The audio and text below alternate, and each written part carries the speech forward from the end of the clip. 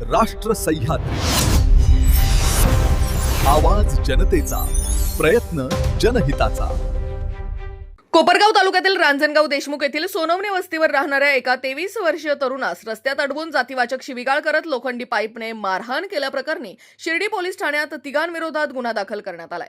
अमोल बाळासाहेब जगताप, वय वर्ष 23, राहणार सोनवणे वस्ती, रांजणगाव देशमुख हा 9 जुलै 2026 रोजी रात्री 10:30 वाजेच्या सुमारास मोबाईल चार्जिंग करून आपल्या मोटारसायकलवर घरी परतत असताना स्मशानभूमीजवळ समोरून एका मोटारसायकलवरून प्रसाद भास्कर खालकर, दिलीप नवनाथ खालकर आणि विलास शिवाजी खालकर सर्व राहणार रांजणगाव देशमुख यांनी अमोलच्या मोटारसायकलच्या मागच्या सीटवर लोखंडी पाईपने मारल्याचा जाब विचारल्याने याचा राग आल्याने दिलीप खालकर, प्रसाद खालकर यांनी अमोलच्या शर्टची कॉलर पकडून अत्यंत अर्वाच्य भाषेत जातीवाचक शिवीगाळ करत धमकी देत त्याला मारहाण व जातीवाचक अपमान केल्याप्रकरणी शिर्डी पोलीस ठाण्यात प्रसाद भास्कर खालकर, दिलीप नवनाथ खालकर आणि विलास शिवाजी खालकर यांच्या विरोधात अॅट्रॉसिटी अंतर्गत गुन्हा दाखल करण्यात आलाय.